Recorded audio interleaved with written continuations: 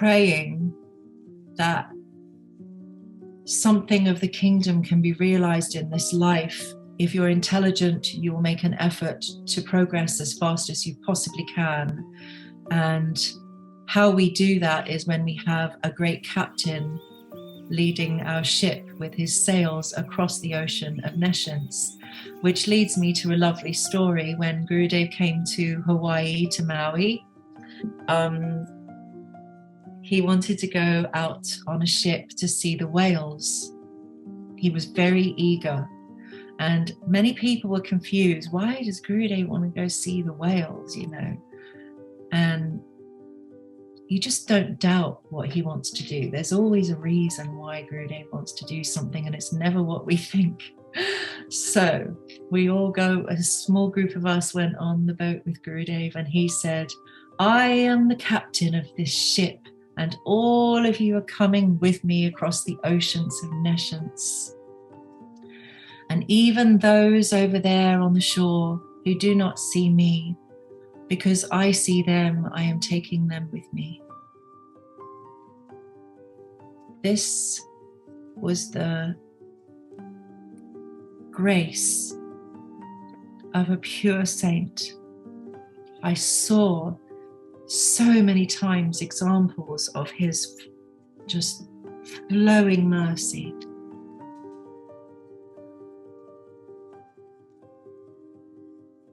Everywhere he would go, he would serve the environment.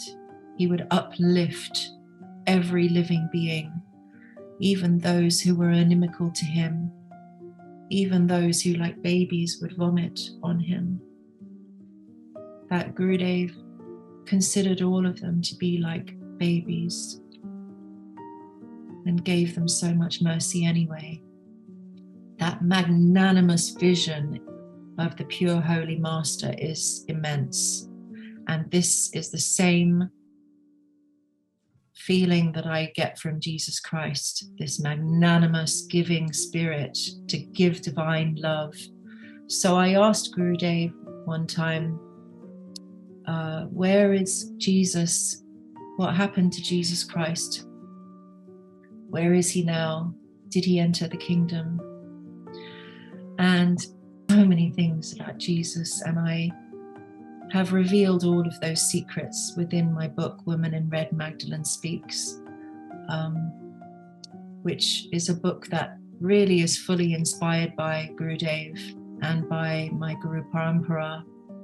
Got to weave very beautiful Vedic truths of Bhakti Yoga into the story of Jesus Christ, bringing people to the kingdom. Yes, that's my book, Woman in Red, Magdalene Speaks. So this is Mary Magdalene. She was the wife of Jesus, and the fox represents the wisdom that she is delivering through the book, and the butterfly represents transformation. She is a warrior because she is at battle against evil and against the powers that be, against the masculine powers that have dominated our world and religions for the last 2,000 years. And this book sets right history and religion, and it ties together every religion all across the globe. You don't have to be Christian or Hare Krishna or of any particular religion to read it. All of the secrets of liberation are there within this book, entirely blessed by my Guru Parampara, who sit here before me on my desk as I write. So it is only with their great blessing that their story got to be written. And Gurudev's secrets of Christ are utterly profound, and people need to know about it because it connects our paths. It's a bridge where all people who love Jesus so much but don't have a practice, a daily spiritual practice, an actual means of attaining the kingdom and understanding who God is, what God is, who you are in front of God, and what the goal of your life is and how to attain it. And all of this has been revealed within our Vedic scriptures. And when we tie the two together, Christianity, Judaism, and the path of bhakti, it fits with every religion, because it's divine love that we are seeking, and it's entrance into the kingdom, and there is only one God. So when Gurudev told me that Jesus had studied in Jagannath Puri from the age of 13 till he was in his early 20s, he lived with a Shankaracharya, who at the time I believe was the 5th Shankaracharya, and he lived next door to the temple of Lord Jagannath. And he was so blessed to have been allowed to enter into the temple of Lord Jagannath every day.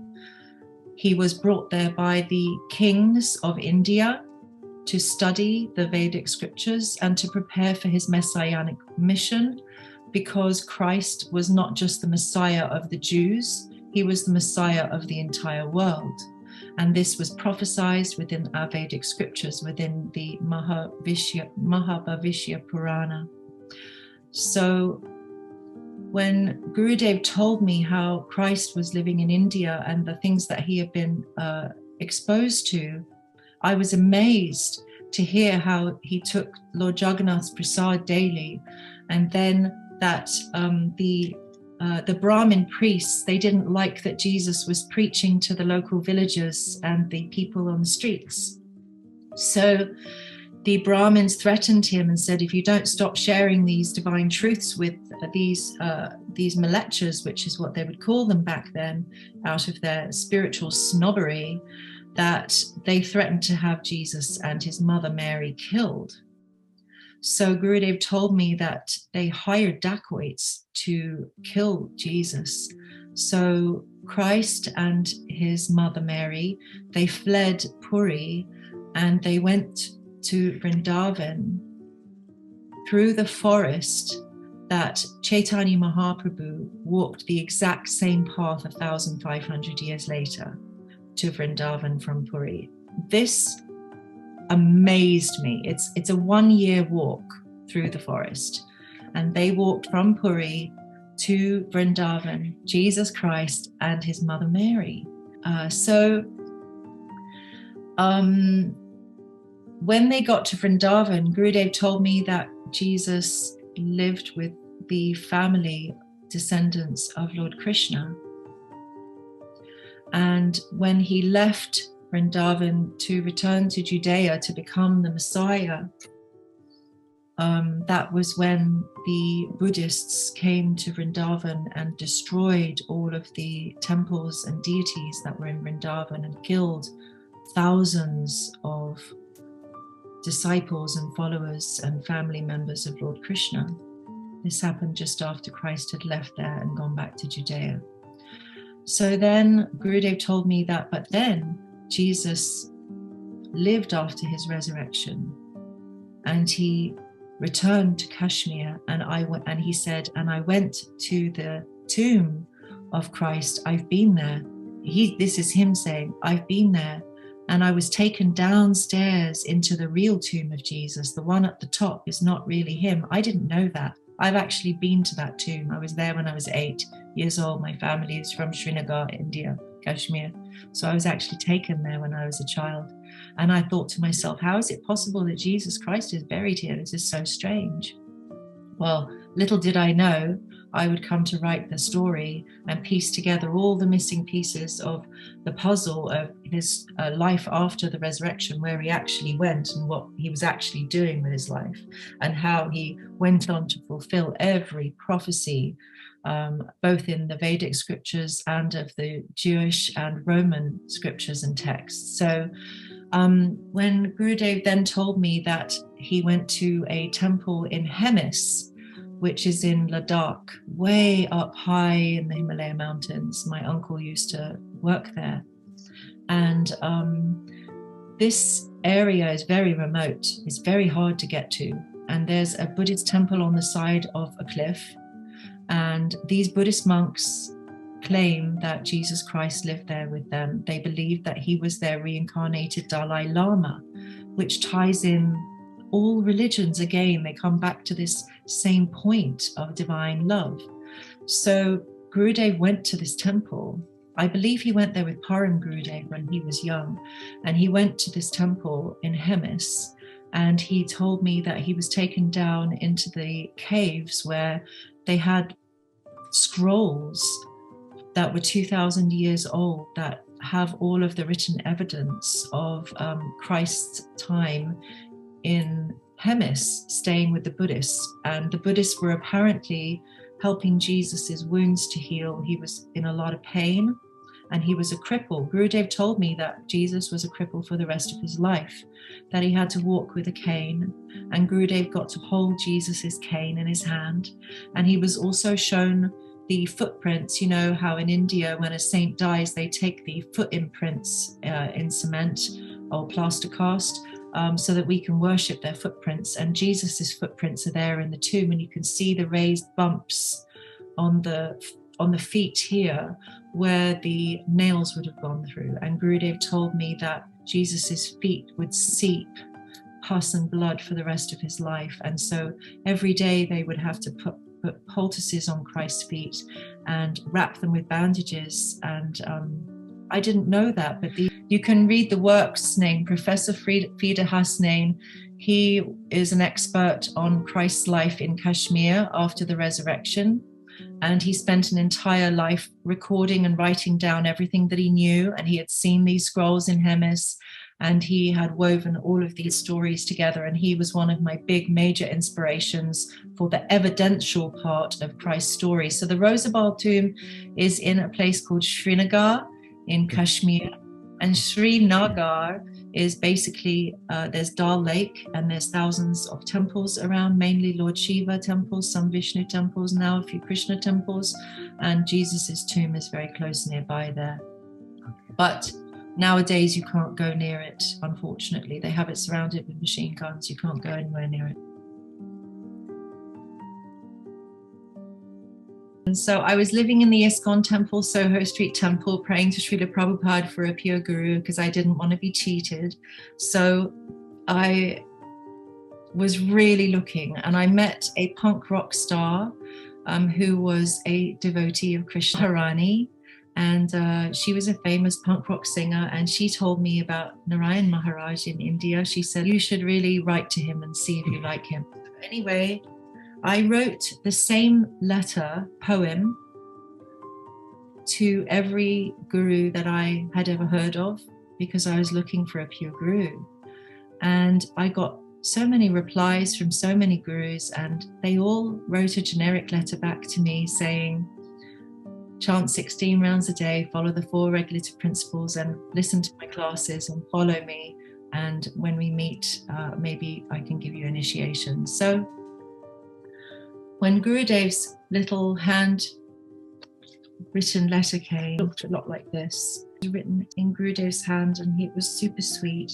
And I can speak from memory what the letter said. He said, I can tell from your beautiful poetry that you are a fragrant flower. You are a beautiful, fragrant flower. I want to pick you and offer you to the lotus feet of Srimati Radhike. Wow. So this was my first ever interaction with Gurudev. So of course, my mind was blown. I never had anybody speak to me like that. So yes, we began a relationship based on letters. And I was just recently found these letters in an old folder, and I'd forgotten that I had them. So I'm super happy that I found them, and I'm honestly blown away by his letters. I can't believe how many letters I got from him and how sweet and personal. And my dear darling daughter, Krishna Vallabha, please accept my heartily blessing. I received your letter dated November 8th and became so happy to hear from you. I have received so many letters from you, and sometimes I have answered them. I know that you have so much honor, faith in me, and I want to help you in every respect to become a perfect devotee, and this will give you such a good impression. Now that you've been married to such a qualified husband, you should make a plan how to develop your Krishna consciousness, how to have more association with more advanced devotees, and how to increase your devotional practices. Then automatically you will be able to help others who are interested in Krishna consciousness. There is a secret in preaching or trying to convince others. You may read the pastime of Sri Chaitanya Mahaprabhu when he was visiting Venkataswar in South India during the Chaturmas period. First, Mahaprabhu became very good friends with him, and then he told so many good things to them so that they could accept it without becoming offended. Unless we know how to help others, it is better that we remain silent. If people have no faith, then simply they will become offended. So try to be friends first, make friends everywhere you go, and if you want, you can help them. Regarding your desire to settle anywhere, it is up to you. I want that there is a community of first-class devotees in Baja, and if you establish any good community in Hawaii as well, then I will also be very happy, because at that time I had moved from Baja to Hawaii. Regarding Calm Gayatri, next time when we meet, I will explain it to you, and it should not be written in any letter or in public. Whatever I have told you, try to meditate on that. I am always praying that Sri Sri Radha Krishna Yugala shower their mercy on you so that your sadhana and bhajan will become so. My heartily blessings to Radha Vallabha as my husband and to all the other devotees. I have read one of your letters where Gurudeva is looking for a boy for you. Oh, I have selected one nice, very beautiful and lovely in appearance, a cowherd boy of Vrindavan for you. And forever you should accept him as your husband. He will never cheat you. For this I can take guarantee. But for all others, I cannot take guarantee that they will not cheat you. So, about the boy you are writing me, you should see for yourself if he is qualified for you or not. And if he is qualified, then you should select and decide. If you do so, and if he is okay, then both of you will come to me and I will bless you. This is all I can do. Yes, I will visit you in your dreams sometimes and give any help and guidance needed for your progress in spiritual life. If no financial problems are there, then you can also come and we will inform you about the dates and schedule. I hope that this letter meets you in healthy and happy Krishna consciousness. Your ever well-wisher, Swami B.V. Narayan. So did you see the boy he chose for you? So the boy, well, actually he chose two boys for me, I'll be honest. So the first boy he chose for me is sweet Lord Sri Krishna, that he told me that I have married you to Krishna. He is now your husband and it's up to him to take care of you. It's just so sweet, isn't it? I mean, it's just unfathomable to even think of such a thing, really, that the Lord even knows I exist. It's just so unfathomable, and I feel just so eternally blessed to have met Gurudev, to have known Gurudev, to have been in his presence, to have lived with him, to have lived amongst his brethren. I drank him very deeply into my being. Every word was like a moment in eternity for me. There was no time. I had a fully empty heart and my ears were drinking every word, knowing that every moment and every second with him was so important. So I tended to have a relationship with Gurudev that was based on a lot of separation. I had a lot of intimate time with Gurudev at that beginning, before the big crowds came, before the hundreds of thousands of disciples came. I was there and I did get to have a very sweet, very, very many sweet interactions with him, where he said so many amazing things that now I think about and I'm amazed, honestly. My birth name was Anita Mengi. I have an Indian name. Anita is a very Indian name.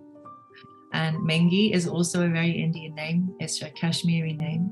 He called me, he said, "You are an eater of mangoes." He had such a wild sense of humor. Anita of Mangoes, my name is Anita Mengi. I mean, he's just so hilarious. Gurudev just had such an amazing sense of humor, so I want to just get it across. So he said he used to have nicknames for people. He would love to call people names. He loved to play games with people's egos and characters. And he was so charming. Every word was just like a song. Every step was like a dance. It was as if he just drifted across the floor and you were just so blessed to be anywhere near him. And if you got a glance where he looked at you, or if he said anything to you, it was as if breath was taken away. So one of his other nicknames for me was Kashmiri Pandit. He liked to call me Kashmiri Pandit because he said I can argue anyone into the ground.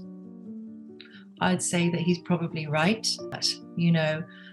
So Gurudev used to give me this name, Kashmiri Pandit, one, because I'm from Kashmir, and two, because I have, he said that I have bhakti in my veins.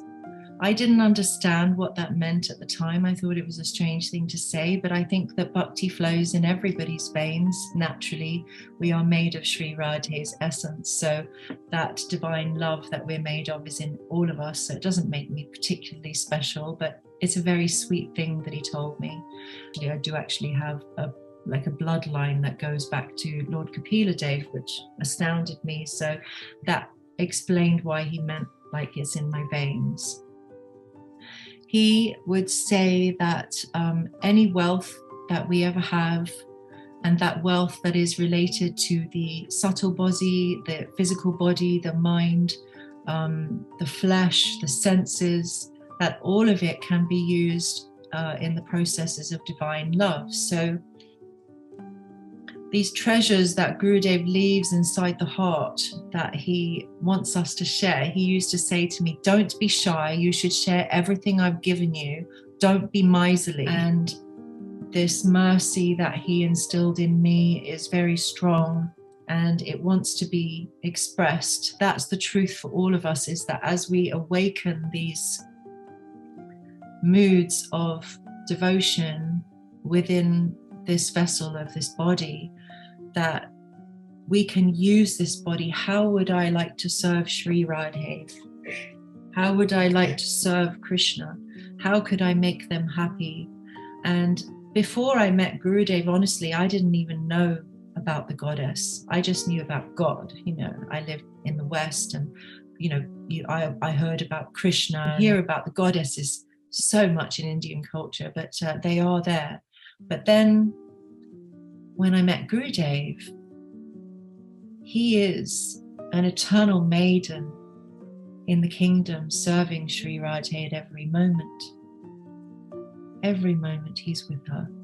So even while he's walking with us and talking with us, he's there in the kingdom, walking and talking with them. It's impossible to imagine, but it's true. And Gurudev, one day he was on the morning walk in Hawaii, on the beach with his male disciples, and I didn't get to go that day, but my husband was walking behind Gurudev some ways in the back, you know, and he was chanting and, you know, trying to hear what Gurudev was saying. And then Gurudev stopped and he turned around and he waited and he called to my husband, come, and my husband came beside him. Yes, Gurudev. And Gurudev said, you can never repay me for talking to you right now, because right now I am with Sri Radhe in her kingdom, but I'm stopping to talk to you. And when my husband told me this, I just was so astounded. But what does this mean? Even then, it was in seed form that I even understood what this meant. You know, only now am I starting to truly appreciate and understand just how much grace and mercy has come from Golok Vrindavan into the world and into the hearts of so many hundreds of thousands of people around the world.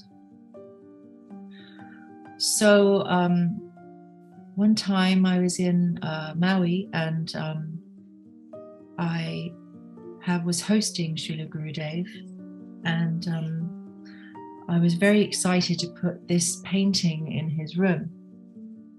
I had found the artist who had painted this painting.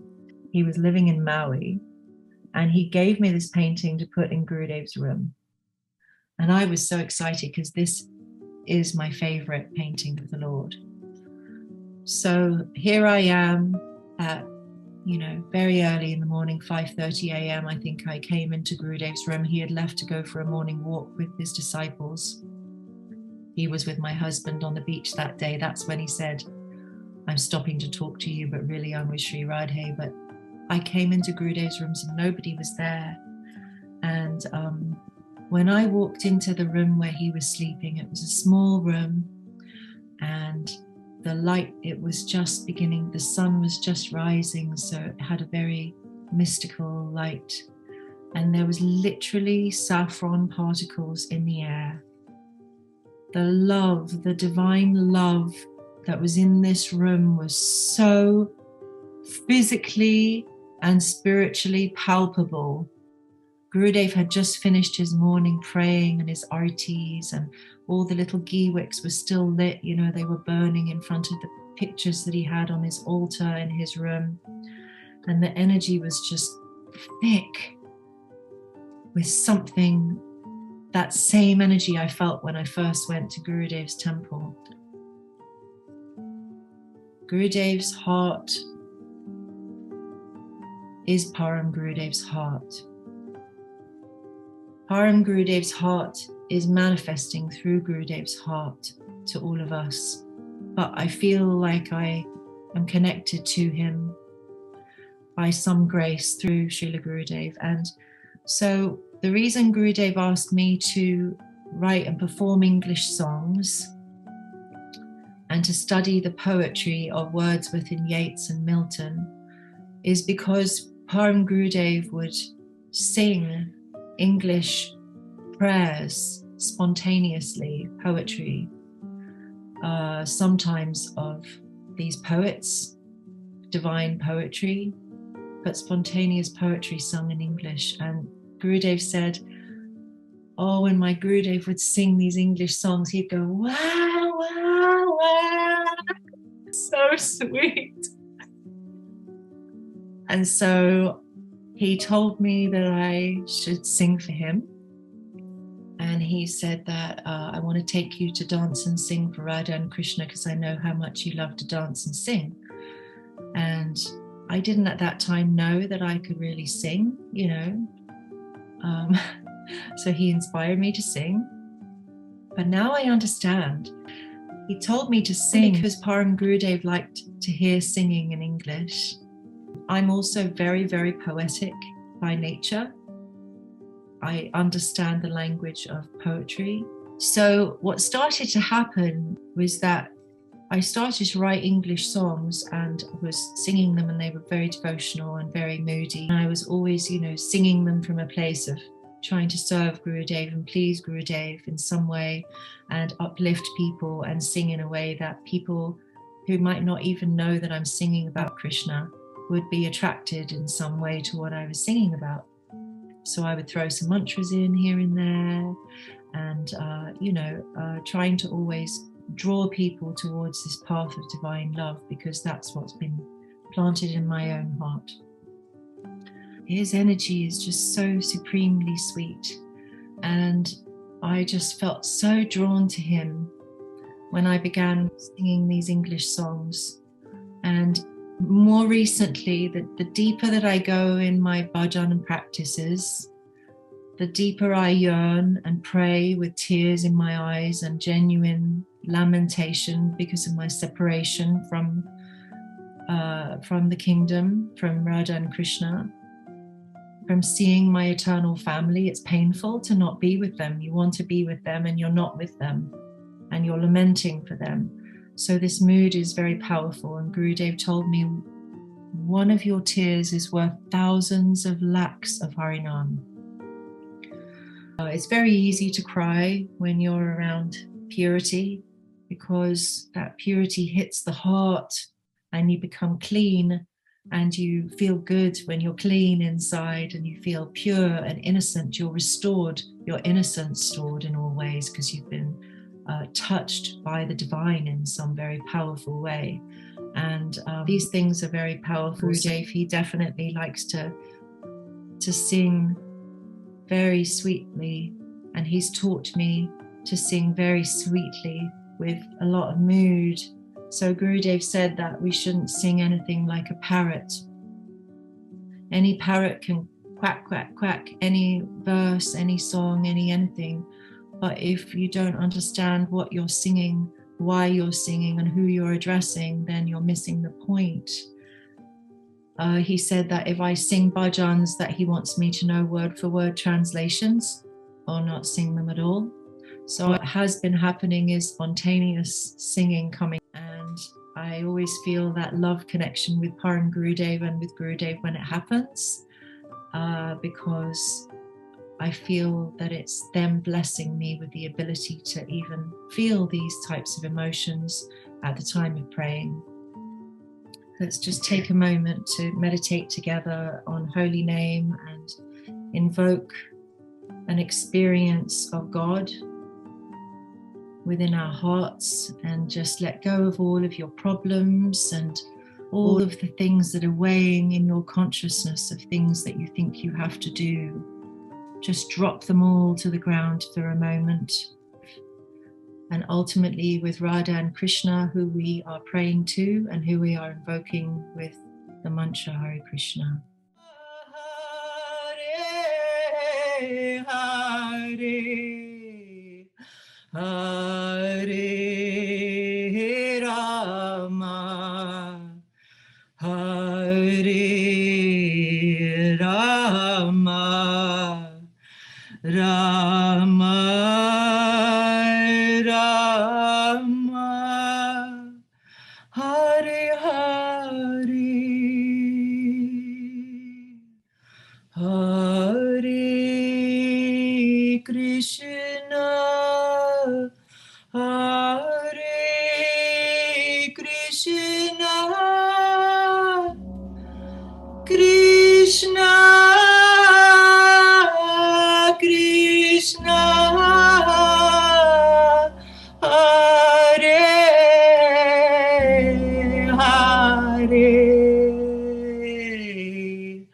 Hare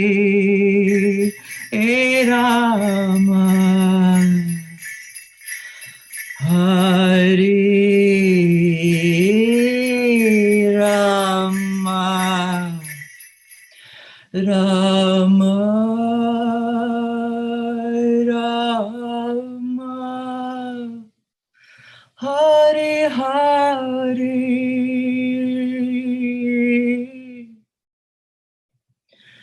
Jai Shri Krishna Chaitanya Prabhu Nityananda Shri Advaita Gadadhar Srivasadi Gaur Bhakta Vrinda. Gurudeva Jaya Gurudeva Gurudeva Jaya Gurudeva Gurudeva Jaya Gurudeva Gurudeva Jaya Gurudeva Gurudeva Jai Gurudeva Gurudeva Jaya Gurudeva Jai Gurudeva Jaya Gurudeva Jai Gurudeva Oh Jai Gurudeva Gurudeva Jaya Gurudeva Gurudeva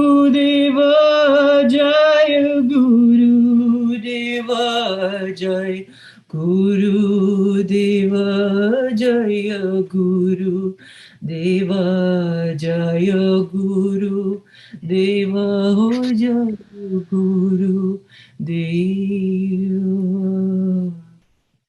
This is Gurudev's sheet. Gurudev took massage, oily massage every day that he came to Hawaii. And it was given to me when he left Hawaii. And it's literally saturated with oil. It's saturated with his love, with his moods, with his everything. And I'm so grateful to have it, because I was once given a kurta of Srila Prabhupada's that had been worn by Srila Prabhupada a lot. And I would feel Srila Prabhupada's mercy and safety. And I found out that one of his disciples, who was the mother of a very dear friend of mine in England, her name was Amekala, and she was a Prabhupada disciple, and she found out that I had been given this kurta. And she was apparently very upset with the man who gave it to me, because she wanted it in her divorce settlement. So I sent her the kurta as a gift, and I asked Krishna, if I give this to her, I'll give it very willingly, only if I can have some Mahaprasad from my Gurudev.